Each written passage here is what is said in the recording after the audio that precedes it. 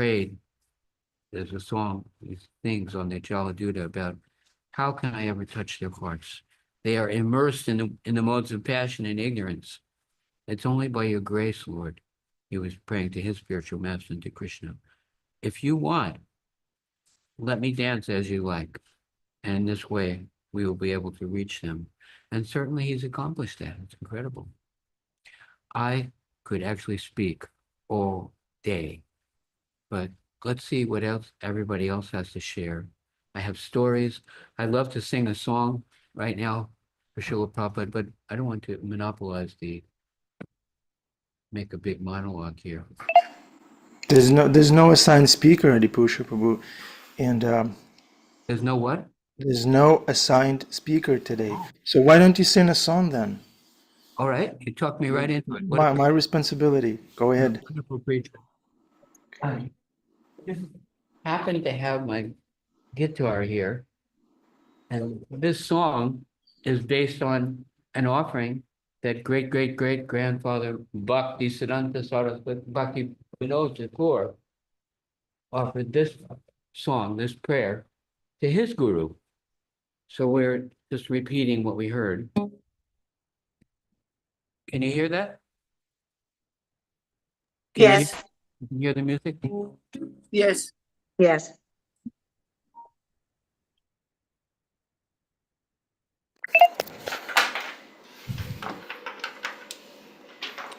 The guitar is muted, Adipusha Prabhu. There's no guitar. Okay, let me see what I can do about that. Hold on.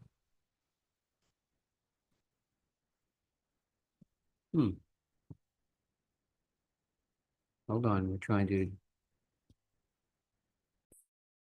open that, move this, hit that, hit that. You can hear it now? I think it's still muted. Hold on. We have to join the meeting again. You can help?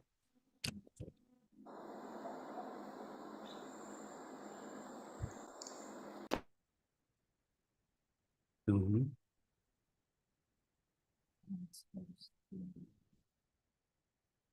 What I usually do is I go here, and then this little, it's coming up differently. Audio setting? Now what? Done? You hear that? Yeah. Okay, Thank you, Amrita Kishore. you rescued us.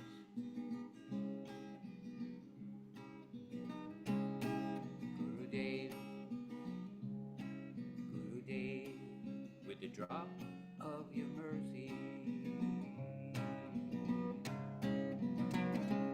make this servant always abide, hang in there. Gurudev, with the drop of your mercy, make this servant always abide. Grant me strength in adversity, cool my soul that burns with pride. Gurudev, with a drop of your mercy, make this servant always abide. Grant me strength in adversity, cool my soul that burns with pride.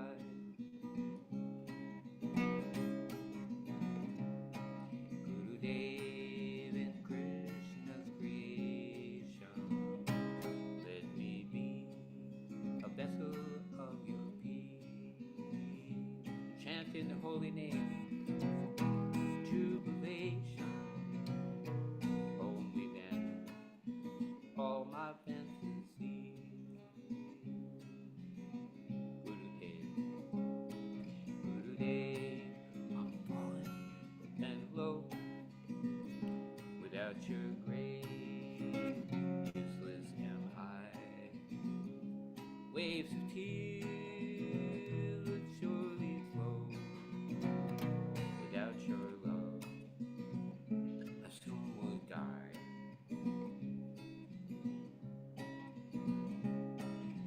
Gurudev, your sweet mercy, please bestow this wretched sinner wherever you say. You're a swan, I'm just a crow. Keep me at your beloved's blade. Hare Krishna, Hare Krishna, Krishna Krishna, Hare Hare, Hare Rama, Hare Rama, Rama Rama, Hare Hare. Everyone, please chant. Hare Krishna, Hare Krishna, Krishna Krishna, Hare Hare, Hare Rama, Hare Rama, Rama Rama, Hare Hare. Gurudev, with a drop of your mercy, make this servant always abide. Grant me strength in adversity, cool my soul that burns with pride. Prabhupada. Hare Krishna, Hare Krishna, Krishna Krishna, Hare Hare, Hare Rama, Hare Rama, Rama Rama, Hare Hare.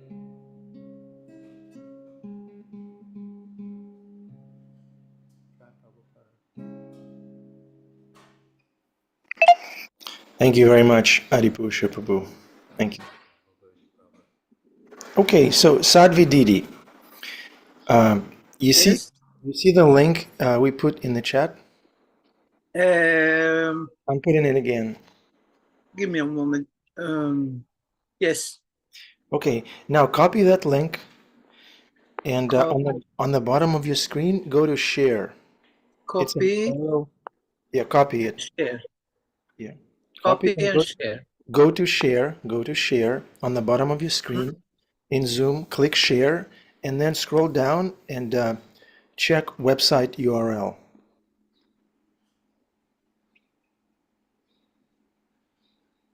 I'm trying. Just give me a moment. You see where it says share? Yes, It's a I see it. square with- Yeah. I pushed the button, but it comes very strange. It looks very strange here. Yeah, it should say screen, photos, share camera, iCloud Drive.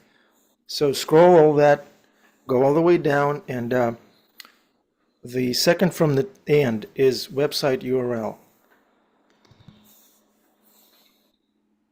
Mhm. You need to share the website URL, which is the link.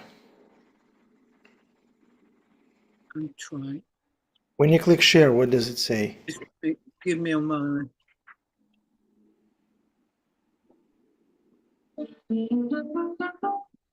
Oh, we can hear it. I can, yes, but I can't.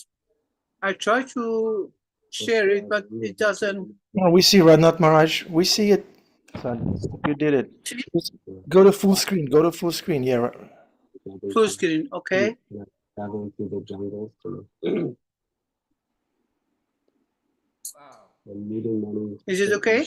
Yeah. Did I manage it? Yes. Wow. Thank you. Sometimes in caves, sometimes I was living in caves in seclusion myself, practicing religious meditation. All the way up, Sadhvi. Go put it all the way up, the sound, the volume. Okay. Studying Buddhism under Rinpoches and Lamas. And in this way, I was traveling This is the highest. around India. This is, I mean, yeah, thank you. That's good. Thank you. Each place, everyone wanted to initiate me because to have a foreign disciple was very prestigious for yogis, gurus, lamas, rinpoches, and all of these other spiritual personalities.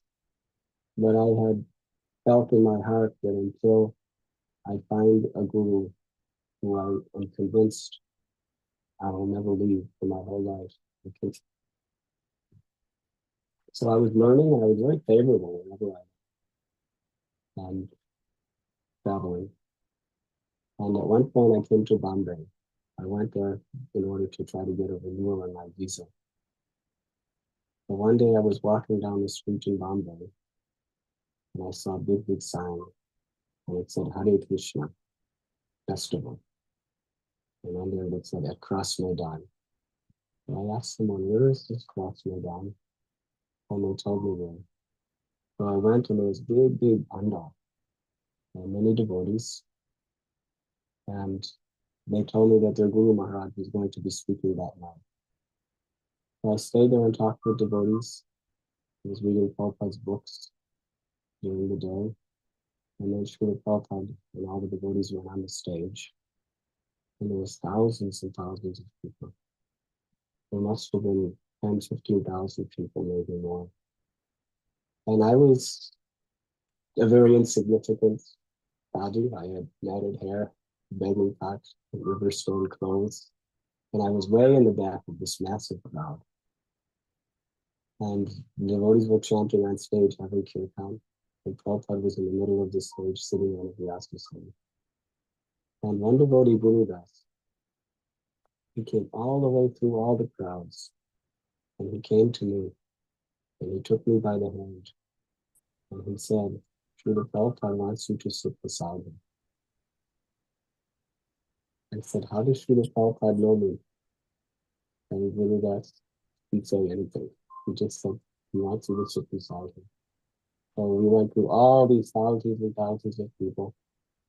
And I came up on the stage, and Srila Prabhupada looked at me and he smiled, and he went like this. He's sitting there. So I came and I sat just a few feet away from his vyasasana. And there was a beautiful kirtan. I remember Madhu Vista Swami was leading the kirtan.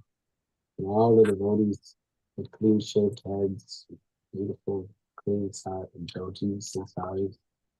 And I had these river stained sadhu clothes with holes in them, and matted hair down practically to my waist. And sadhu, at least trying to be. And I was just thinking, why did he call me here?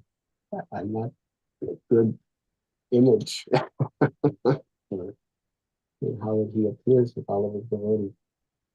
But he smiled upon me very graciously and encouraged me. After the temple was purchased in Watseka, I was transferred from Laguna to Los Angeles. I was living on La Cienega Boulevard. My service was, the first service they gave me was working with Bhavananda to prepare Srila Prabhupada's quarters for him to live in them.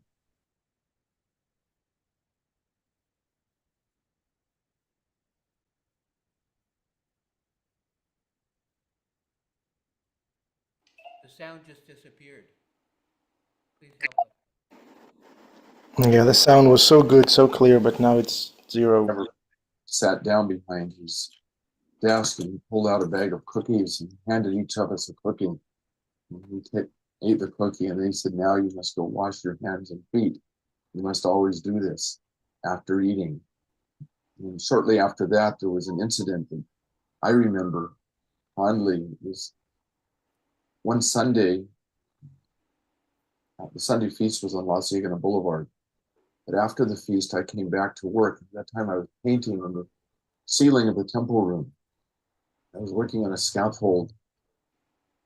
I thought I was the only one in the temple who was singing Hare Krishna mantra quite loudly, and not paying too much attention to anything else, chanting and painting. I happened to glance down. Srila Prabhupada was standing on the floor, surrounded by the temple president, Gargamuni, Randar. Brahmananda was there. I was stunned. I scampered down from this scaffold. I offered my obeisances to Srila Prabhupada. I was kneeling on the floor with my hand folded in front of him. He looked at me and he folded his hands and said, thank you very much. Afterwards, the devotees told me that when they had brought Srila Prabhupada over from the temple, they told me that when they drove up, they could hear me singing. Srila Prabhupada had asked them to be quiet, and they listened to my chanting as they walked into the temple, and they'd been listening as I'd been painting, and they were watching down below. Srila Prabhupada appreciated the loud chanting. We wanted to start an incense business in Toronto, and Jagadish sent me down to LA to Jayatirtha to learn the incense business from him. And since I knew Prabhupada was going to be in Rath Yatra in San Francisco, just prior to that, I asked if I could go a little early so I might be able to see him, because none of us had ever seen him. And so he said, all right. So I went to the Rath Yatra in San Francisco when they had the funeral home, and actually spent a whole day driving around with, who's that famous Rath Yatra devotee that died? Jayananda. We spent a whole day together driving around watching, we were collecting donations and things. So I got to hang out with him during Rath Yatra, for which he is the most famous. And finally the day came when Prabhupada was coming in. We all went to the airport, and there was hundreds of us. And we were waiting anxiously, and the plane was late. And we were in the waiting room just at the doors where the people come off the plane. And it was interesting because there was a kind of a, what do you call it, a divider there. So you couldn't actually see the people walking up the hallway. You could just see them all coming out from either side. And we waited and waited, and I think the plane was 20 minutes late. So it just intensified our anxiety and anticipation. And, many of us hadn't seen Prabhupada, and I was just wondering, what's it going to be like when I finally see him? Because I'd seen so many pictures. The plane landed, and then everything built up. It became more intense, and we were chanting. And then all of a sudden, the first passengers started coming off. And of course, they were shocked because they saw the devotees there. It was like, oh my God, what's going on here? And the devotees that were closest to the divider were the ones that were going to see him first. And finally, after a certain number of people came off, you could just feel a wave as they saw Prabhupada coming, and they got excited, and it built up, and it kind of just like a wave through. And then Prabhupada came around the divider. And as soon as I saw him, tears poured from my eyes. I just flowed like a water faucet. And it was so unbelievable. It was so good. And then I just paid my obeisances, and I just cried. And I was just so happy. And then he gave his lecture. And after the lecture, he started to walk to the stairs going down from the stage. And as he walked by me, I went to touch his feet. Because traditionally, I've always taught you're supposed to touch a holy man's feet and place the dust upon your head. And when I reached out to touch his feet, one of his very senior disciples chastised me. He yelled at me. He said, no one is allowed to touch Srila Prabhupada's feet. So being very embarrassed, I pulled my hand back. And Prabhupada looked at me, and he smiled. And then he gave me the first instruction he ever gave me in my life. He said, you can touch my feet. So I reached and touched his lotus feet and placed the dust on my hand. And then he smiled very mercifully and told me, you come and sit here every night. In those days, he would come on Monday evenings to Lasiyadanga Temple and give a lecture. We would be always waiting outside. All the devotees would line the sidewalks. We drove up, we all bowed down, and Srila Prabhupada would walk down the line of devotees. Sometimes he'd pat a devotee on the head, sometimes he wouldn't. And you were always trying to understand whether he was accepting your service or not. And it seems that if he patted you, you felt, I'm not worthy, he's just giving me some encouragement. And if he wouldn't, he felt the same thing. There was another incident. Once we moved into the new temple on Watseka Avenue. Srila Prabhupada was giving the Upanishad classes every day. One incident, which is pretty famous, that he asked after the class one day, he asked, is everyone chanting 16 rounds? I was pretty naive. I raised my hand. I said, Srila Prabhupada, I'm not chanting 16 rounds. The Prabhupada looked at me. Oh, why? Why you're not chanting 16 rounds? Srila Prabhupada, I'm working 20 hours a day. The temple president doesn't give me sufficient time to chant. Then sleep 2 hours. chant 16 rounds. You can hear the shudder in the devotees' hearts. Later, I found that pretty much no one was chanting 16 rounds because it was the philosophy of the leaders that work was more important than chanting. And of course, Srila Prabhupada strongly said, don't diminish your work and for the chanting, diminish your sleep. So I took it seriously, and I would spend my late nights standing in a hot water closet trying to finish my rounds. We had a temple president who was artificially austere, Dharma, always making us eat little, just to be austere. And we were always in anxiety and always pig out at the feast. And like everyone else, we were addicted to holiday. There was just something about holiday that was irresistible. So we were going to Detroit, and we didn't eat very much that day. And he made this huge thing of halava, but he wouldn't let us eat any. So all the way down, all I was thinking about was halava. And it was right there, and I was trying to steal something and eat it. I was in total anxiety. I'm thinking, here I am going to see the spiritual master, a pure devotee, and I'm thinking of halava. I was so ashamed of myself, but I was in anxiety. So finally we got there, and then they said, we need some, Prabhupada's going to stay in this devotee's parents' house. We need some volunteers to clean the house. Who wants to volunteer? And everybody's putting up their hand. And I thought, oh, well, put up your hand, you stupid idiot, and don't be a sourpuss. So they picked me. Meanwhile, my service at the temple had been cleaning the bathroom. And I had a lot of realizations cleaning the bathroom. I just surrendered and I got into it. I made it like a real, good service. And I just accepted it. I was a toilet cleaner. So I cleaned the bathroom very thoroughly, and I just became proud of being a toilet cleaner, and I thought about the Gita a lot. So I made a lot of spiritual advancement in the bathroom. And when I went to the house, they said, okay, we need somebody to clean the bathroom. I said, me. So I was in ecstasy cleaning the bathroom. I felt like I'd been trained for this. So when Prabhupada finally came, they had this huge plate of fruit and everything. And we sat down with Prabhupada and he said, we'll have some. And we were kind of picking at it. Like Prabhupada said, never be shy in business or eating, prasada. So we just ate. And I never forgot that. So I was never shy from that point on, business or prasada. I had known already so many of the residents of Vrindavan, and they told me that Swami Bhaktivedanta is living at Sharaf Bhavan, one very wealthy man's house with his disciples. So I went there to meet Srila Prabhupada. And when I arrived, it was the early morning, and Srila Prabhupada was giving Srimad Bhagavatam class. And I remember he was chanting Jai Radha Madhava.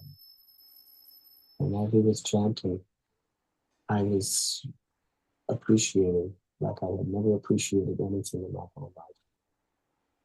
I was thinking that the gravity, the intensity, the devotion in which he was chanting Krishna's names, I had never seen anywhere. I had met so many of the greatest yogis, the greatest gurus of the Himalayas, many great Christian saints, Muslim saints. For 6 months, I was traveling through Vrindavan, meeting all of the Babajis, so many of his god brothers, so many of the very famous Vrajavasi saints.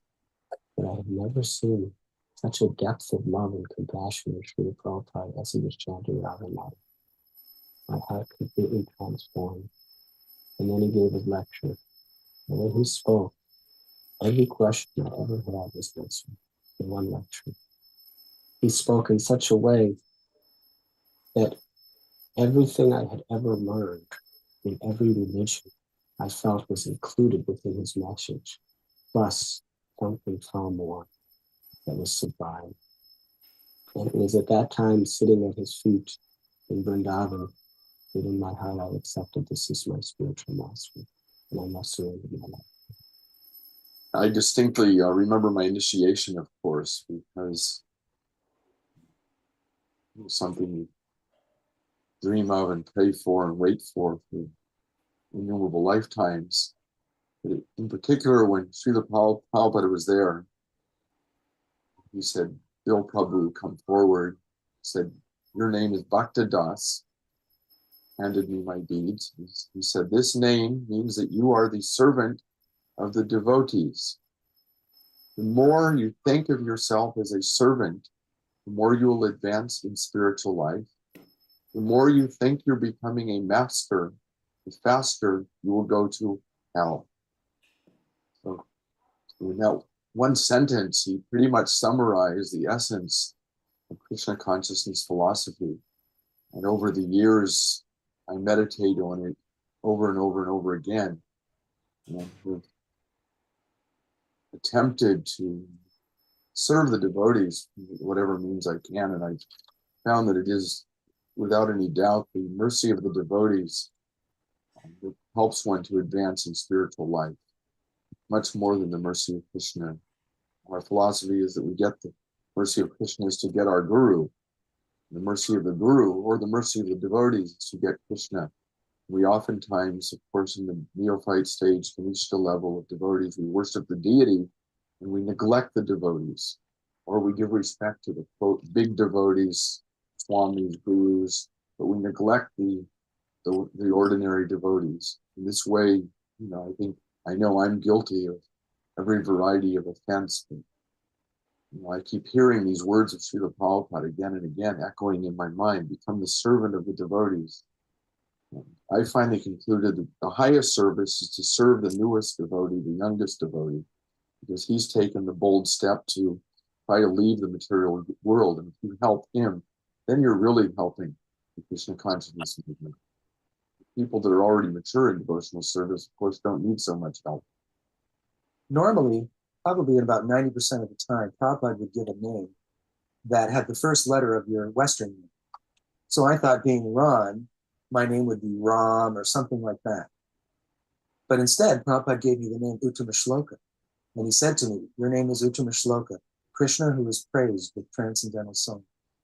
I had been a musician, and I had enjoyed some local notoriety, and wanted at the beginning to use my musical abilities to serve Krishna, writing songs and whatnot. And I always wanted to do something like that. And when Prabhupada gave me that name and said Krishna who is praised with transcendental songs, I just was in ecstasy. I thought it was wonderful.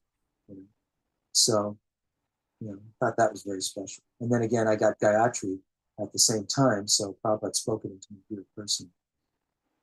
So that was also special. And then Srila Prabhupada every day would take us in Parikram to many of the holy places. He took us to Govardhan and Badarsana and Nandagaon. He took us to various places in Vrindavan, Radha Damodar Temple, Radha Govindaji Temple. And I remember especially one day he took us to Mahavan, Gokul, and he took us to Brahmandagat.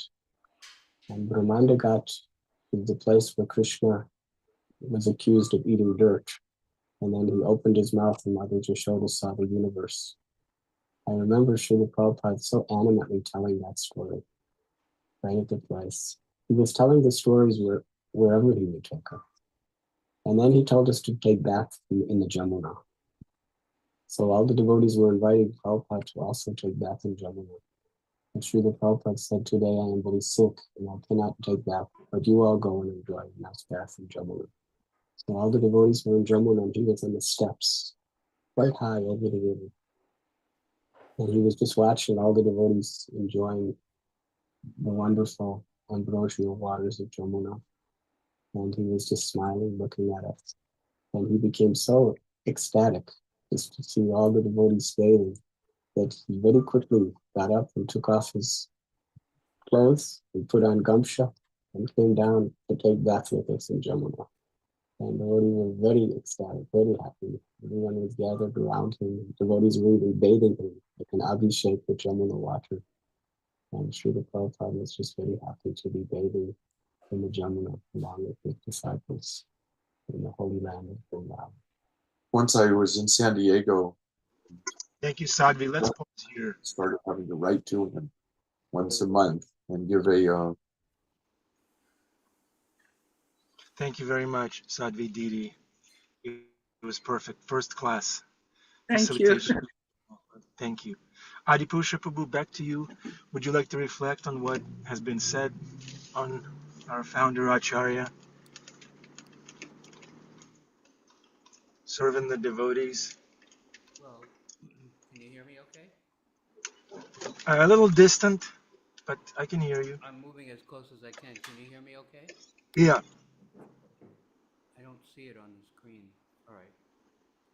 Yeah, well, we can see that Srila Prabhupada called his devotee. And he personally came to them, invited them, and they found themselves appreciating his character, appreciating his recognition of them. And it's a very personal thing. We don't surrender to a list of rules or a building or a Please church. forgive me. I don't hear anything. I'm so sorry. I don't hear. Hare Krishna, can you hear us now? I can hear. Yeah, maybe Sadhvi did. It's just you. Can you hear Very me? low. Very low. Hmm. It's too far away. Sounds like he's in the next room. I'm right my nose is on the screen. Yeah. Yeah, it sounds too far away. Have somebody else speak Why don't until you that's speak, Bhima? adjusted. Why don't you speak, Bhima Kaviraj, Prabhu? This is Prabhupada's appearance day. People who have close association with Srila Prabhupada, like Adi Purush, should speak, but somebody should help Adi Purush because we all try to listen attentively, but we certainly can't Somebody listen. help us turn. I Yeah. will help. As soon as I come up, I'll help him with the audio change. And it only gets worse. So anybody else could talk now. I missed that, but yeah, please go on.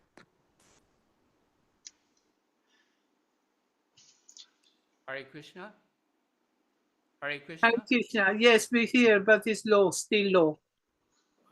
I'm talking Go. pretty loud right in the front of the. That's okay. That's much better. That's much better. It's 50% better. Keep going. Yeah, it's better. It's better than Pick what up it where was. you left off. Krishna is a person, Guru is a person. We have a relationship with that person. And it says when the disciple is ready, the Guru appears in our life. When we're actually longing, our experience was our leadership, our national leadership, our teachers, our parents, we had some appreciation for them, but there was something lacking. And the Guru has actual love. Prabhupada said, I love you means I love you for you, not that I love you for what I get from you. So when we noticed that incredible, sincere, open heart and care for us, we couldn't help but reciprocate with that person who was really trying to serve us and give to us and willing to, in every respect, willing to die for us. He had no other interest but for our benefit, no matter what pain or inconvenience it would cost him. And that's an amazing thing because in this world, we all hunger for love. We are loving beings, and it's natural that we are loved and loving. But without that completely realized and purified soul to exemplify that love and help us to uncover our own natural propensity for loving service, we are drowning. I don't know if anybody's ever had an experience drowning, but I had an experience one time, and someone came and rescued me. I was unable to help myself. So that's our situation. We have a techie assistant here. Yeah? Let me try. She's going to try. Thank you. My takeaway from the memories that we heard is that this devotee Bhakta Das, when he was chanting up on that letter, Srila Prabhupada came. If he wasn't chanting, Srila Prabhupada probably could have walked just right by, but because the devotee was chanting, Prabhupada came to him. Isn't that amazing that Prabhupada comes when we are sincere? Yeah, Srila It's Prabhupada. not that we're hopelessly lost. I think, and under Bihari, if you turn off your audio, then this might be a little louder when we have more than one. It doesn't need to be any louder. You're in. It works. Okay, Now cool. it's perfect. Thank Now you. I Thank changed you. the setting of audio. We changed to do music, and then now it's back to normal. Yes, now it's perfect. Thank you. We're never actually alone. Krishna's there in the heart, and Krishna's able to send Guru. This is a fact. And it's up to us to open the door. When we say, I really do need help, I believe that there's someone higher, and I will listen. I'm willing to follow those instructions, even if we accept Guru. But then they say Guru in a box. Here's my toaster, here's my cell phone, Here's my guru. Haribo, up, oop, close the box. Don't let him talk into your life. Don't let him ask you to do something. He may ask you to, Kurukshetra moment, ask you to do something you don't want to do, or go someplace you don't want to go, or work with somebody you don't want to work with. But when we have love, love wants to give all. It doesn't matter whether it's a Brahminical quality service, or a Kshatriya service, or a Vaishya service. We've Prabhupada, Krishna says in the Bhagavad Gita, all right, I get it. Tell me what you want. Tell me, I want to serve you. That's the question, and that's the only real question. And then everything else falls into place. Surrender to Krishna, and everything else makes sense. But we're the ones that minimize the guru's access.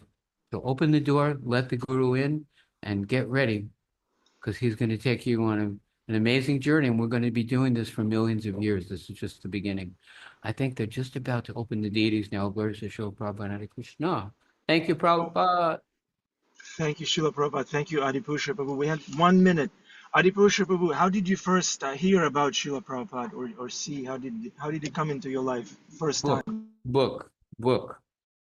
I came across some of Srila Prabhupada's books, and I started to look at the pictures. I was staying as a caretaker out on an island at somebody's house, and apparently that person had traveled all over the world and been through airports and received books. And in the bathroom, on the back of the toilet, there was a stack of comic books.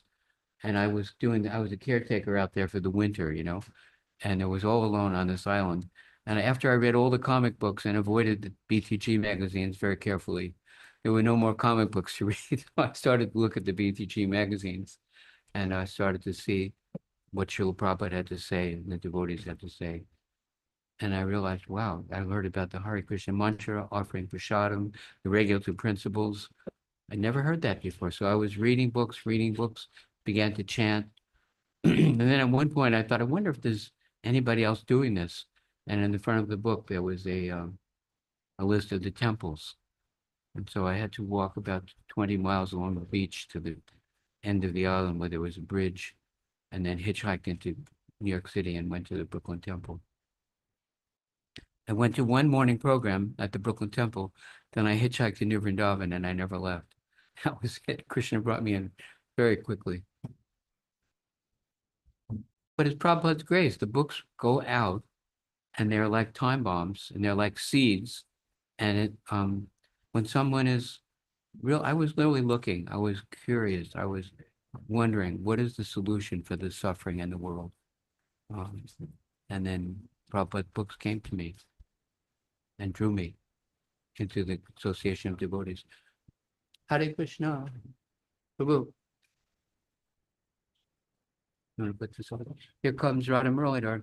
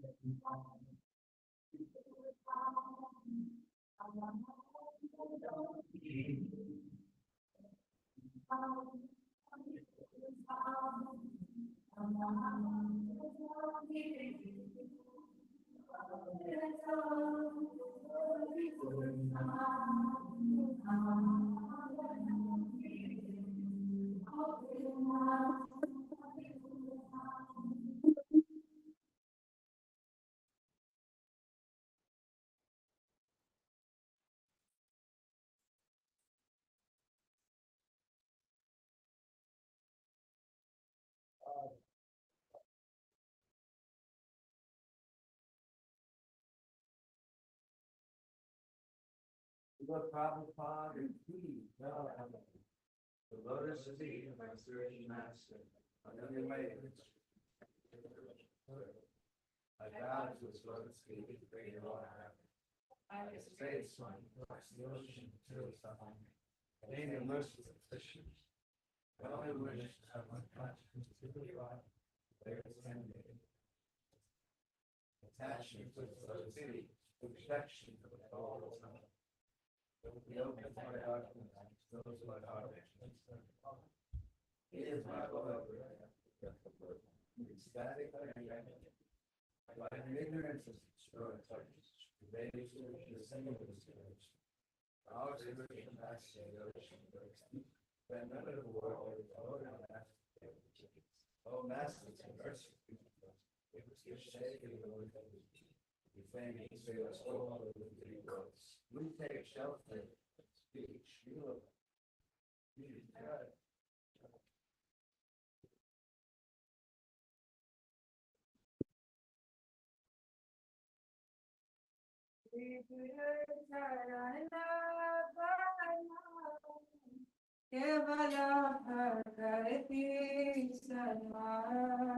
You guys want to stay or go? Should I leave it on?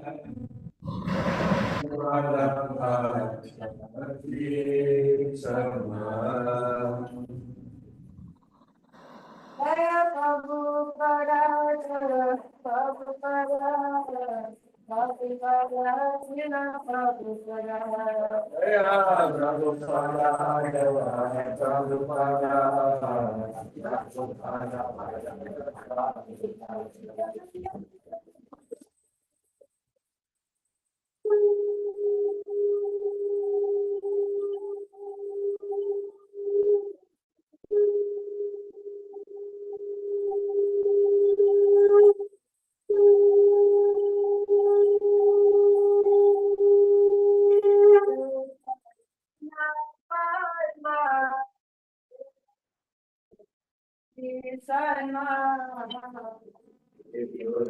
Jai Srila Prabhupada. Dear devotees, happy appearance day of our founder Acharya. We love you, we need you. Thank you for your association.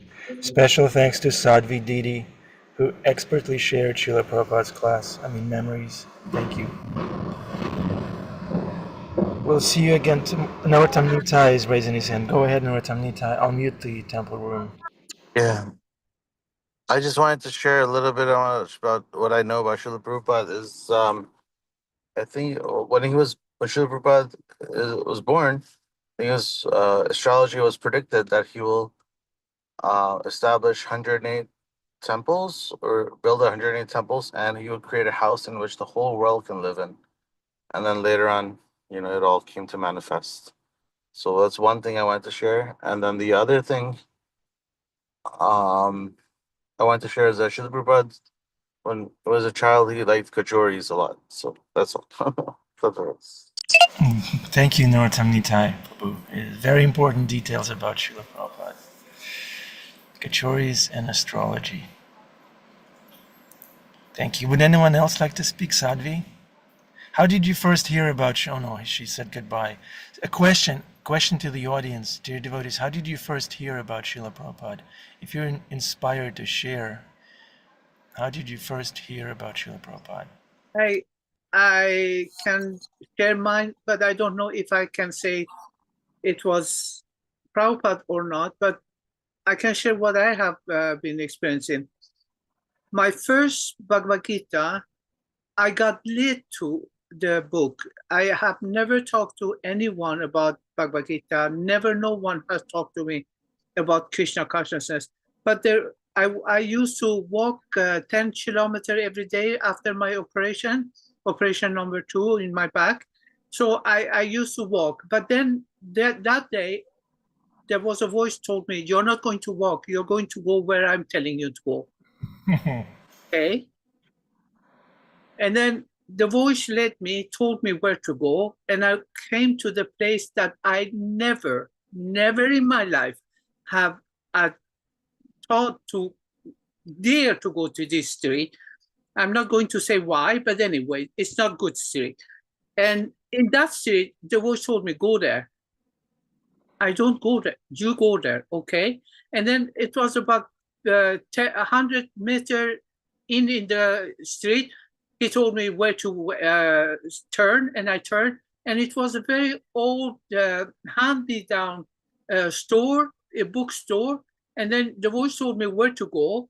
And I went. I had walker, and it was difficult to come there. But anyway, I went there, and the voice told me which book to look. And when I took it out, it was this book I have. I can show you the book. And I'm very, very proud of this book. I love it.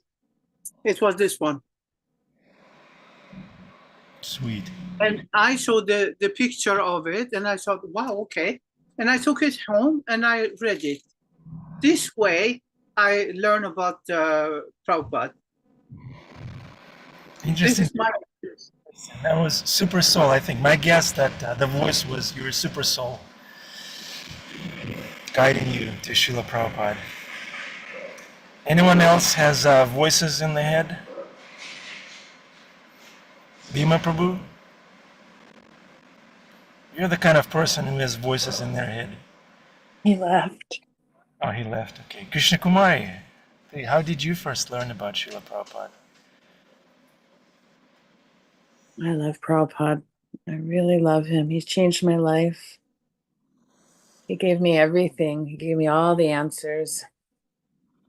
Kind of what we heard Radhanath Maharaj say, like all the answers were there. I was really suffering, a young teenager trying every way to escape. And the boy that was in front of me in homeroom, we had similar last names, beginning with A. So we were in a lot of classes together. And so we did a lot of things together, but a good friend of ours died in a car accident, and I was really, really looking for the answers. And I was able to get the Bhagavad Gita, and it had all the answers. Still has all the answers. And every time we read it, we hear something else. So yeah, I'm really just so fortunate.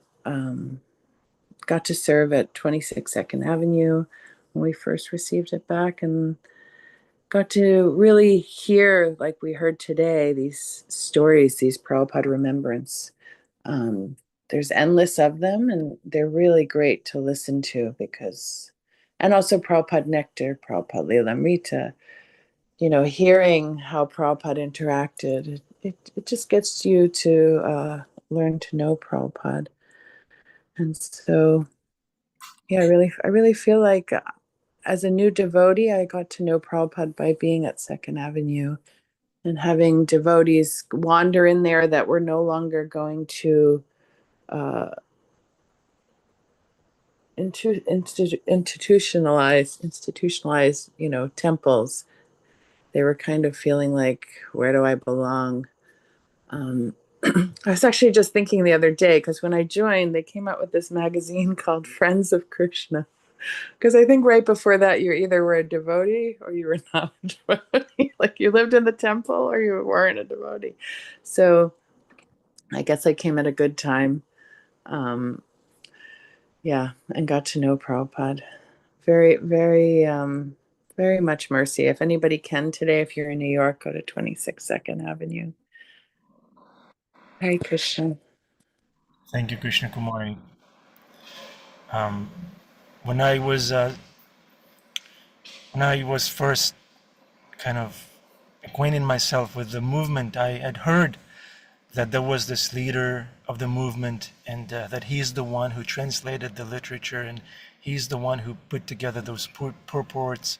But then I remember having this thought, but how does this guy sound like? What does he sound like? So I took a CD with Srila Prabhupada's lecture, and as soon as I heard his voice, I was like, yeah, this is the real deal. He's the real deal.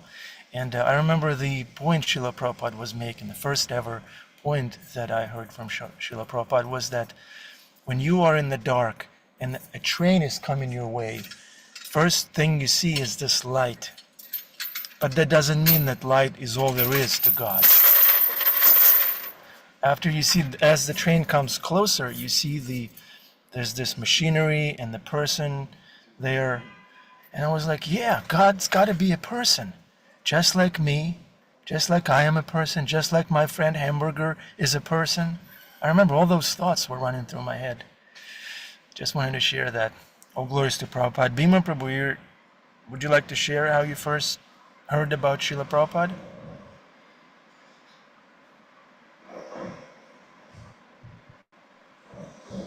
Hey, Kubja? Kubja, yeah. Kubja. Of course, through Radhanath Maharaj. I remember first seeing Prabhupada and hearing him all at once in one of my first morning at Maharaj's cottage preaching center, his first preaching center, Athens, Ohio. A quaint little place, a California bungalow is what it looked like. But in that bungalow was a little room, a temple room, and excuse me, I just had to drop some wheelbarrows once again. They had a Nrsinga deity, of which I was never really clued into, of course, at first. Very hard to tell somebody that the Lord is half man, half lion.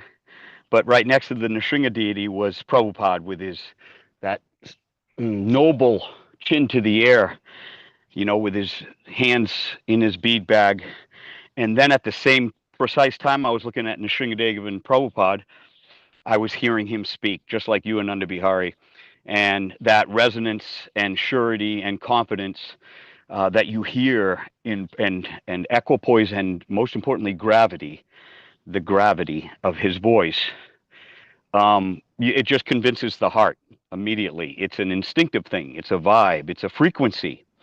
So Prabhupada comes at us with this really low grounded frequency that's actually transcendental in nature.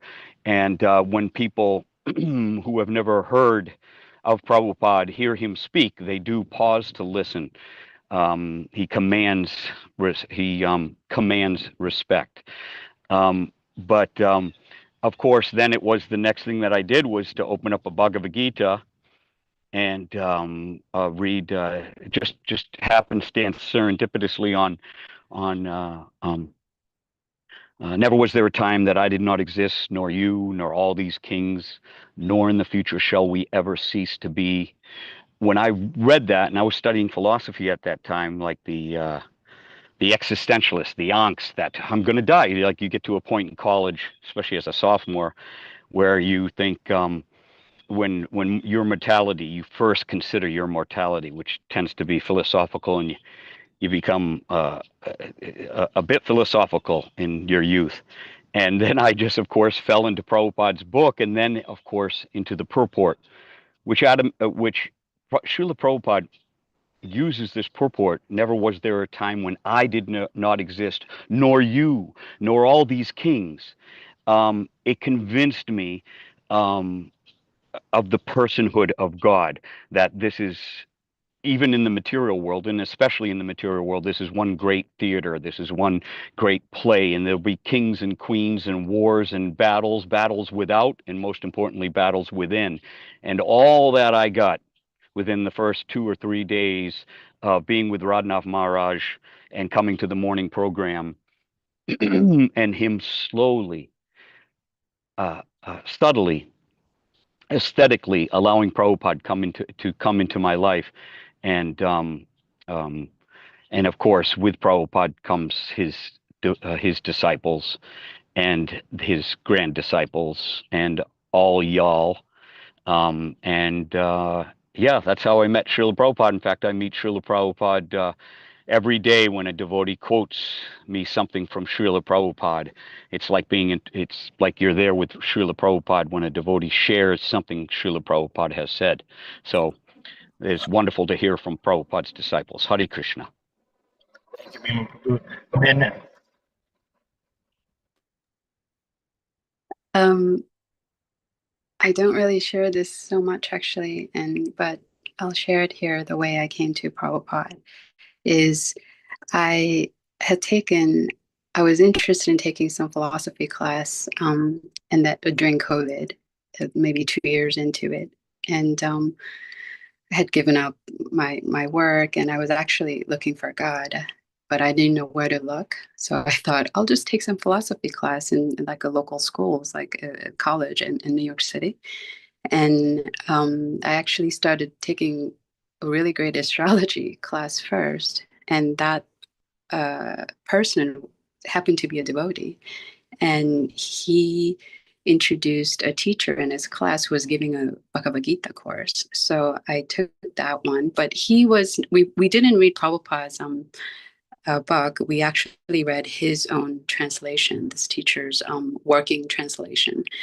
And at the end of that course, I was really, and I knew that he was a bhakti yogi, but I had never heard of Prabhupada. One evening, I went to sleep and I was awoken like around 2 a.m. because I heard a sound and it was so loud. I got up and had to write it down phonetically because I didn't know what it meant. But so the next morning, I sort of phonetically put in plug in the words into Google search, and it turned out to be the Srimad Bhagavatam verse from Canto 1, Chapter 2, verse 6, Savai Pumsam Parodharam.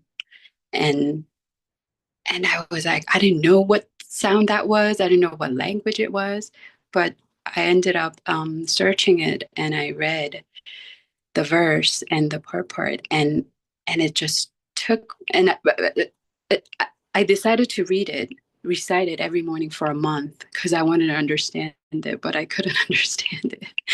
And so I